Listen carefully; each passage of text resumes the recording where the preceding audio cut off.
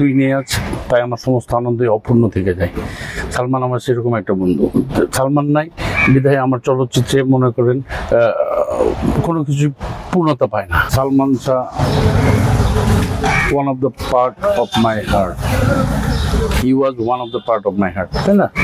সালমান আমার সেরকম একটা বন্ধু। আর সালমান আমার সেরকম বন্ধু যে আমার প্রত্যেকটা পদে পদেই সালমানকে মিস করি চলচ্চিত্রে। যাই হোক, আমার সেই হিসেবে একটা কথা আছে যে তুই নিয়ে আছিস, তাই আমার সমস্ত আনন্দে অপূর্ণ থেকে যায়।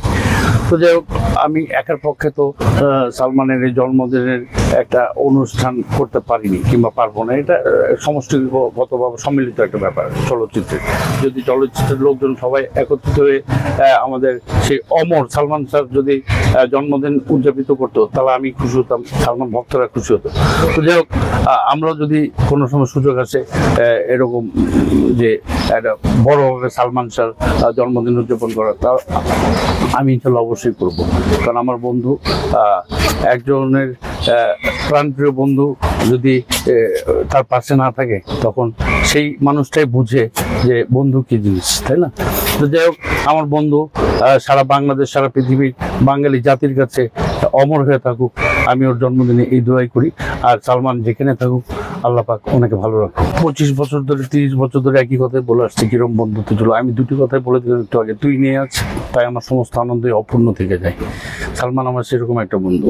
সালমান নাই বিধায় আমার চলচ্চিত্রে মনে করেন কোনো কিছু পূর্ণতা পায় না, সব অপূর্ণ থেকে যায়।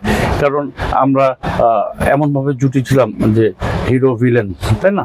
একটা সমাজে সমাদৃত, জনগণের কাছে সমাদৃত, বাংলা ছবি যারা দেখে ভিউয়ার্সদের কাছে সমাদৃত আমরা। তো এখন সালমান নাই মানে আমিও নেই, এরকম একটা ব্যাপার। তারপরে উপরওয়ালার বদলতে, উপরওয়ালার কারণে হয়তো বা এখনো ঠিক আছে, এখনো কাজ করছে, আজীবন কাজ করে যাব। তো সালমানের জায়গায় থাকবে, সালমান আমার হৃদয়ের মণিকোটায় থাকবে সারা জীবন। সালমানের স্মৃতি সবসময় মনে পড়ে। এফডিসিতে আসলে সালমানের স্মৃতি মনে পড়ে, কারণ প্রত্যেকটা ইট, প্রত্যেকটা পথ, প্রত্যেকটা স্টেপেই সালমানের কথা মনে করে দেয় এফডিসি যখন আসি। যখন যে মুহূর্তে আসি, যখন যে মুহূর্তে কাজ করি, প্রতিটা পদক্ষেপে, প্রতিটা মুহূর্তে সালমানকে মনে পড়ে। যখন নাই পাশে তখন কেমন লাগে? তখন যখন পাশে নেই তখন কিরকম মনে, তখন কিরকম মনে হয় সেটা একমাত্র ওই ব্যক্তিই জানে যার প্রিয় বন্ধু হারিয়েছে, তাই না? আমি বলে বুঝাতে পারবো না। আমিও চাই সালমান স্যার হত্যার বিচার হোক, সুষ্ঠুভাবে হোক, সুষ্ঠু সমাধান হোক, সুষ্ঠু জাতি জানুক কিভাবে সালমানের প্রবলেম হয়েছে, কিভাবে সালমানের অ্যাক্সিডেন্ট হয়েছে, তাই না?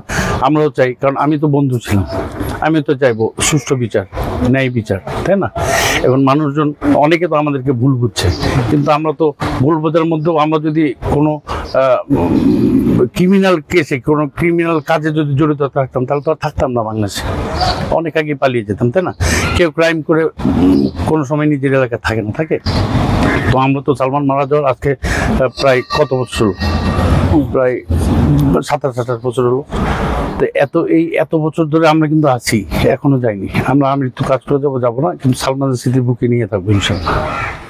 সংবাদ, ফিচার ও অনুষ্ঠানের জন্য ভিজিট করুন সংবাদ প্রকাশের ওয়েবসাইট এবং যুক্ত থাকুন ফেসবুক পেজ ও ইউটিউব চ্যানেলের সঙ্গে।